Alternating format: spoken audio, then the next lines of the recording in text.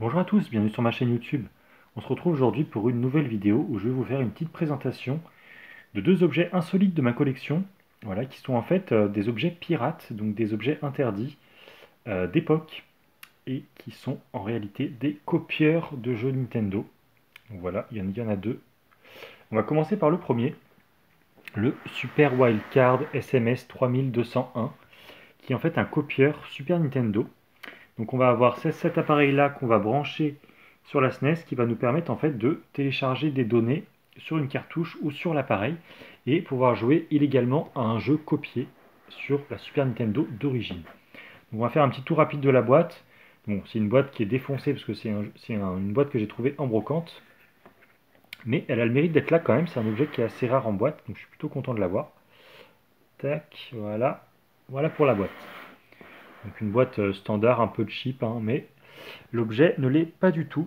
Voici la bête, le Super Wildcard SMS 3201. Donc un bel objet, voilà, de 16 mégas. Donc le principe, c'est de télécharger le jeu sur disquette. Tac, on va mettre la disquette ici, on va insérer le bordel dans la SNES et on va pouvoir jouer à un jeu copié sur la Super Nintendo d'époque. Voilà.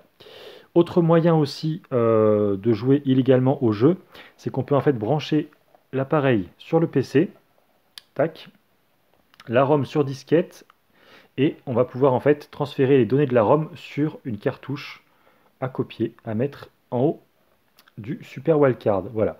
Donc c'est un très bel objet, très lourd, avec un plastique plutôt de bonne qualité. Voilà. Et c'est un objet qui est assez rare. Il se monnaie pardon, environ une centaine d'euros en loose. Et en boîte, il n'y en a pas, donc je ne peux pas vous dire vraiment le prix que ça vaut.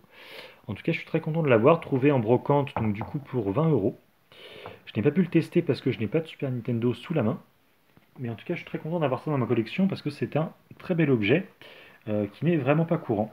Je sais qu'il existe d'autres modèles, donc je ne les possède pas, voilà.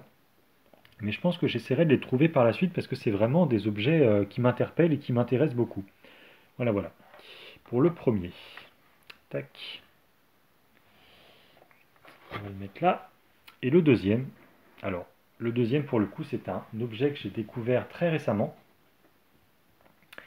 C'est un copieur aussi, un copieur de jeux Nintendo également, mais cette fois-ci un copieur de jeux Game Boy, avec le GB Smart Development Kit. Petit tour de la boîte. Donc on retrouve un peu la même gamme de couleurs que sur le Super Wildcard, pardon. Donc voilà, du rouge, du bleu.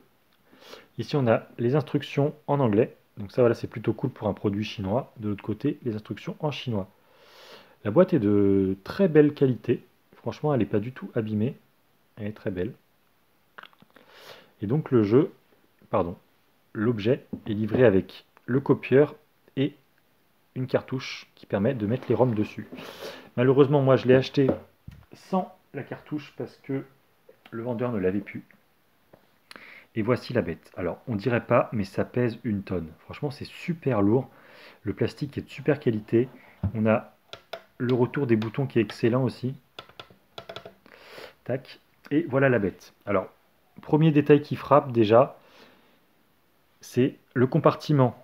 On peut avoir un système de piles, donc pour l'alimentation, 4 piles AA, tac, comme c'est marqué ici, voilà, ou bien un adaptateur standard de 6 à 15 volts. Donc ça voilà, c'est plutôt cool parce que moi j'avais pas de pile, j'ai branché l'adaptateur de mon rasoir et ça fonctionne très bien. En tout cas, comment dire, tac, l'objet s'allume. Donc voilà, j'ai pas pu le tester avec la cartouche, mais au moins il s'allume et ça c'est une très bonne nouvelle. Alors on a toujours le fameux lecteur disquette ici, avec une disquette à l'intérieur. On a Bubble Bobble Game Boy Color. Donc oui, ce que j'ai pas dit, c'est que c'est aussi un copieur Game Boy Color. Voilà, c'est marqué uniquement GB Smart Development Kit, mais c'est aussi un copieur GBC. Donc ça, voilà, c'est une très bonne information. D'autant qu'en plus, ce qui est pas mal, c'est que les jeux, par exemple, je prends l'exemple de Wario Land 2, qui est un jeu Game Boy Color, mais en cartouche grise, donc compatible aussi Game Boy standard. Ça copie aussi les données de ces jeux-là, c'est-à-dire qu'en fait vous allez pouvoir jouer aux jeux noir et blanc sur Game Boy et aux jeux couleur sur Game Boy Color. Donc c'est vraiment pas mal. Tac, alors le principe c'est toujours le même. On télécharge un jeu sur une ROM, sur une disquette, pardon. Hop, on met la cartouche et on va en fait transférer les données de la disquette à la cartouche. Donc là, on a diverses options. Donc voilà, de la disquette à la cartouche. On a aussi de la cartouche à la disquette. Voilà, si on veut s'échanger des cartouches avec des copains et transférer les jeux pour les sauvegarder sur disquette, c'est possible. Du système SRAM, alors je ne sais pas trop ce que c'est, mais du système SRAM à la disquette et de la disquette au SRAM. Voilà. Donc c'est vraiment sympa. Donc voilà, le mien s'allume. Donc en fait, il y a des petites bandes rouges qui apparaissent ici suivant ce qu'on sélectionne comme menu. Tac. Donc il fonctionne à pile et à l'adaptateur. On a une petite alimentation on-off ici pour l'éteindre et l'allumer. Et voilà un peu la bête. Donc voilà, super objet, pas jauni, vraiment de bonne qualité. Donc là, oui, il y a marqué Smart Development Kit parce qu'en fait, on peut aussi, donc voilà, dans l'idée, hein, développer ces jeux et puis après les transférer sur Game Boy pour y jouer sur la console d'origine. Donc c'est pas vraiment un Development Kit, ça va être plutôt un objet qui va permettre de faire le transfert entre la ROM PC et la cartouche en fait. Voilà. Ça reste quand même sympa, mais le titre est un peu menteur. Voilà. Donc ça pour le coup c'est un objet que j'ai payé 60 € sur Vinted. J'ai vraiment fait une très bonne affaire parce que c'est un truc qui est introuvable. J'aimerais beaucoup trouver la Smart Card. Si quelqu'un là ou si quelqu'un connaît un endroit où la trouver, franchement n'hésitez pas à me le dire parce que voilà, j'aimerais vraiment tester ce machin là. Et puis bah voilà. Du coup j'ai regardé une vidéo parce qu'il y a un anglais qui avait tac, ce copieur.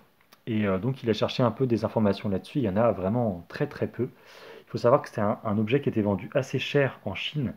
Donc c'était un objet qui était vraiment très haut de gamme. D'ailleurs, ça se ressent avec le poids, avec la sensation du plastique.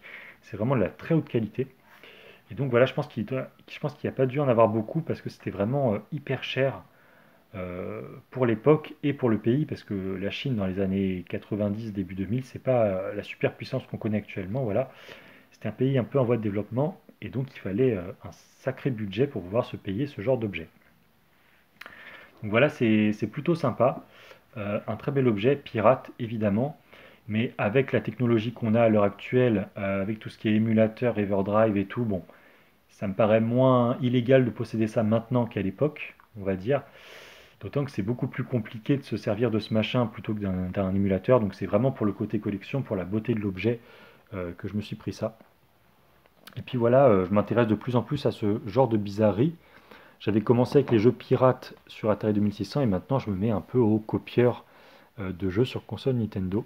Je ne sais pas s'il existe d'autres copieurs, je sais que sur Atari 2600 ça existe, mais je ne le possède pas. Je ne sais pas s'il y en a d'autres sur d'autres machines, peut-être Sega ou autres. N'hésitez pas à me dire dans les commentaires si vous en connaissez d'autres. Je sais que sur SNES, il y en a d'autres, mais je ne possède pour l'instant que celui-là. J'aimerais bien trouver les autres, mais ils sont assez rares en boîte. Puis voilà, c'est vraiment deux très beaux objets de ma collection que je suis très content de posséder. Et puis voilà, en espérant en trouver d'autres par la suite. En attendant, j'espère vous en avoir appris un peu plus sur ces bizarreries et je vous dis à très bientôt pour une prochaine vidéo. Salut à tous!